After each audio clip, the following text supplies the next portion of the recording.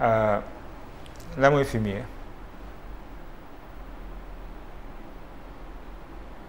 yow rek la ñuy déglu. dama tontu. ok non donc on passe à la question. La vérité des faits, parce que on peut rester sur les grands principes, hein, et chacun est libre d'apprécier le ton, le mot utilisé, est-ce qu'il est correct. te da ciy boole ñàngal bu dul jeex. non moom day mer fan yii rek moom lu xew. man je ne comprends plus moom lu xew lu muy mer. waaw ku ko tooñ. wala rabat d'arrêt bi la.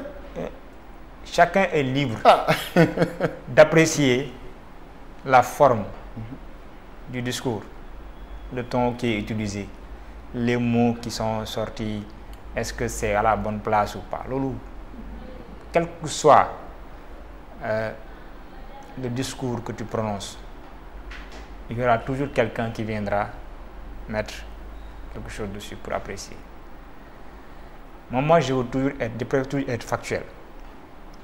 Parler des faits, parce que yéenay wax naan les faits sont sacrés. Les commentaires sont libres. Donc naa bàyyi commentaire ku nekk libre nga wax ni nga ko commenté. nu la neex mais les faits, la vérité des faits, c'est quoi? C'est qu'aujourd'hui on a une société boo xam ne dafa am ñu am droit wax lu leen neex ci homme politique yi mais ñoom. kenn du leen tudd Sénégal boo tuddee presse corporation bi jóg. donte xoj ngeen ñu ba amatuñ marge de manœuvre. Sénégal boo tuddee magistrat yi ñu ne ku tax nga leen tudd comme si c'est des intouchables. Sénégal boo tuddee société civile ñu ne yaa ngi leen di xas yaa ngi leen di attaqué. Sénégal dafa am daal ay corporation yoo xam ne kenn du leen laal ñoom ñooy jël nit ñi en otage ñoom ñoo am droit wax. critiquer ku leen neex dénigrer ku leen neex bind lu leen neex mais kenn ñoom moom bu leen laal mais loolu c'est quelle démocratie?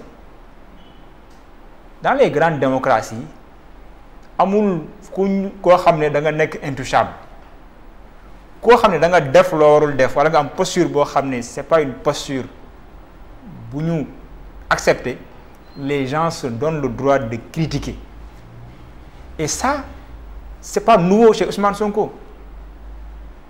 Revoyez une émission qu'il a tenue avec le frère Ahmed Aïdara. Je pense que c'était en 2016 ou en 2017. Li ngay wax nii c'est exactement le même discours qu'il tenait à l'époque. Pourquoi les magistrats les peuvent nous critiquer, nous hommes politiques, ñun mënuñ leen critiquer? Pourquoi? Il faut qu'on soit cohérent avec nous-mêmes. On est dans un pays qui appartient à tous les Sénégalais. Sénégalais bu nekk ci marche dëkk bi am nga droit wax ci sa xalaat. Ni Ousmane Sonko mën a critiquer le président de la République ou bien sa démarche.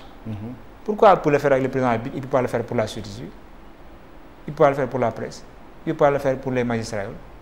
Dinañ critiquer képp koo xam ne jàpp nañ li ngay def lu yoon. On a une société civile aujourd'hui quand même qui joue le rôle de l'opposition, en tout cas une bonne partie, une certaine partie.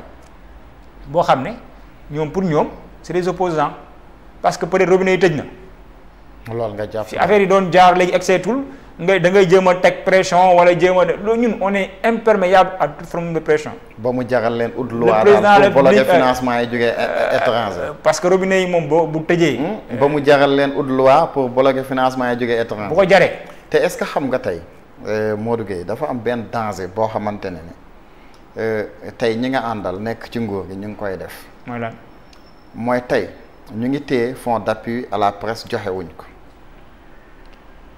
la presse souffre te xam nañ la presse souffre amatuñ marge de manœuvre pour fonctionner. Quelle presse.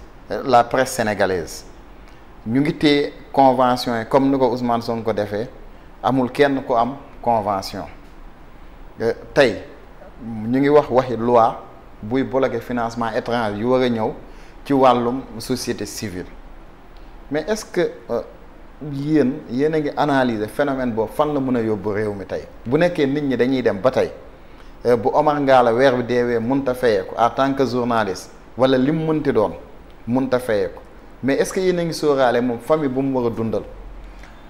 Jaro man je suis dans un secteur stratégique. ce secteur dinañ si ñëw. ah man dama laa bëgg a wax ne du ma ci dugg du ma ko dama lay wax rek ne je suis dans un secteur stratégique qui emploie 70% de la population active environ. Entreprise yi fa nekk am na ñu ciy tëj am na ñu ciy toog du ñu am salaire ñu fay kenn du leen dégg ñuy ñaxtu pourquoi du ngeen wax état dem jox leen xaalis ñu pour ñu garder seen employés yooyu noonu. Acteur du secteur privé, le principe de base d'un acteur privé, c'est quelqu'un qui a choisi d'investir dans un marché pour y générer des profits pour son propre compte. Pour quelle raison? Sans oublier que la presse service public lay def. Oui, l'éducation service public la fii loo fi jël service public mënu ko wax plus service public la parce que c'est des secteurs yoo xam ne ça emploie des gens, ça contribue à l'économie. C'est-à-dire mënoo sukkandiku rek ci service public la donc man entreprise de presse kon ku mu jóg léegi ku neex nga jóg créer sa benn presse ne voilà dama état jox aide pour ma mën a fonctionner pour ma mën a ter sama emploi. Non, ça ne se passe pas comme ça. Vous avez bâti des modèles d'affaires autour d'une structuration qui n'était pas viable. La plupart de la presse laay wax dañu bâtir son modèle d'affaires ci loo xam ne jubul viable nguur gi changé ils se rendent compte que ces modèles-là n'étaient pas viables ñu bëgg a mettre la pression sur l'État pour que mu permettre leen ñu continuer dund avec les fonds du contribuable sénégalais. État ne leen bañuma ko parce que je veux bien sauvegarder des emplois mais dafa am lu leen tënk ma mooy la loi. Président de la République ne leen da ngeen a voté y a un code du sport code de la presse boo xam ne dafa am ay charte ay dispositions yu encadrer la presse ni mu war a doxee ak leneen ku ko voté du yéen yéen a ko porté ñu ne ka lañ appliqué ko ngeen jàpp seen loxo di yuuxu ne du fi dale dañuy xeex dañoo bëgg a rey dañoo bëgg a asphyxier dañoo bëgg te yéen a ko voté. Soyez conséquents. Vous êtes un secteur extrêmement important de ce pays.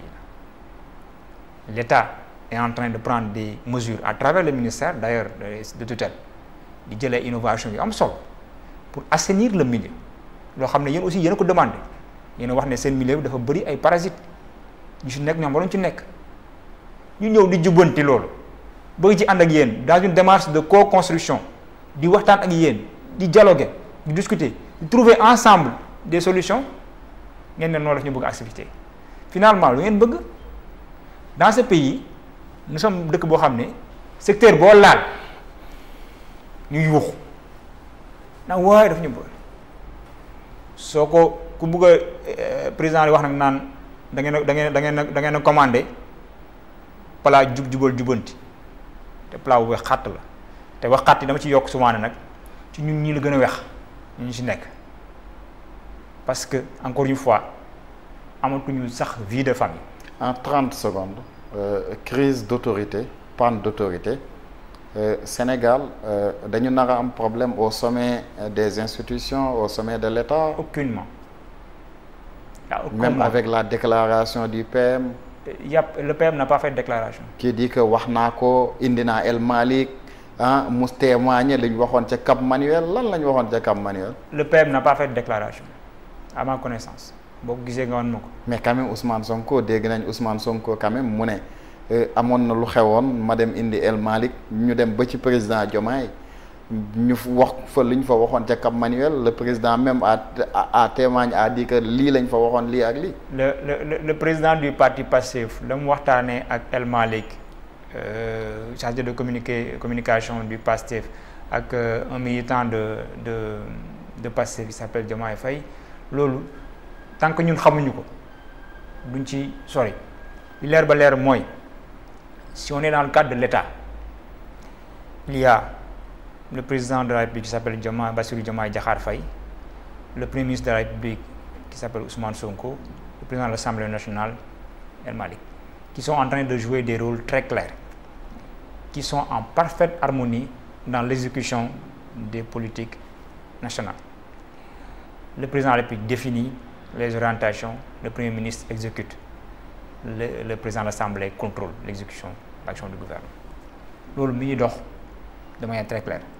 Maintenant, encore une fois, tout Sénégalais, de quelque bord que ce soit, boo amee ci loolu li muy doxee noonu lu leen métti président de la République ci boppam moo la may droit nga wax ne lii neexuma. Donc d'accord ak Ousmane Sonko quand il dit que réew mi dafa am problème autorité. Je ne suis pas là pour être d'accord ou ne pas être d'accord avec Ousmane Sonko. Ce que je dis mooy au sein de l'État. mais vous ne partagez pas le même avis par rapport à ça. non moom lay wax c'est-à-dire li nga bëgg tontu doo ko dégg dama ne on est dans le cadre d'un État. Et dans le cadre de l'État, l'exécution de l'action du gouvernement, il n'y a aucun problème entre le Premier ministre Ousmane Sonko et le président de la République. Le président de la République définir une orientation, Premier ministre mi ngi koy doxal. Assemblée nationale ñi ngi jéem a contrôler li ñu mën. di def ay questions écrites di contrôler l'action du gouvernement di voter des budgets ainsi de suite. Donc affaire yaa ngi dox naan tranquille. Léegi yow Thierno Malick man Modou Gueye Seck citoyen Ousmane Sonko citoyen ak keneen ku munti doon képp koo xam ne am nga lu la naqari ci doxin woowu noonu état di ko dox président de la République nee na may na la sañ-sañ boo gisee lu jox yaaroo nga wax ko c'est très simple. gars yi léegi dañuy ragal wax sax ñu jàpp tëj. ku wax ça aussi c'est un problème. li ñuy tere ci dëkk réew mi mooy. nga toog ci télé bii man fii toog fi ma toog nii. di yekk nit koo xam ne nekku fi lu mel ni xame. te defuma waxuma. loolu dans un pays sérieux kenn waru ko encourager. ñu jeexalee ci sa secteur gi nga nekk ci direction boobu ñu rattaché seen.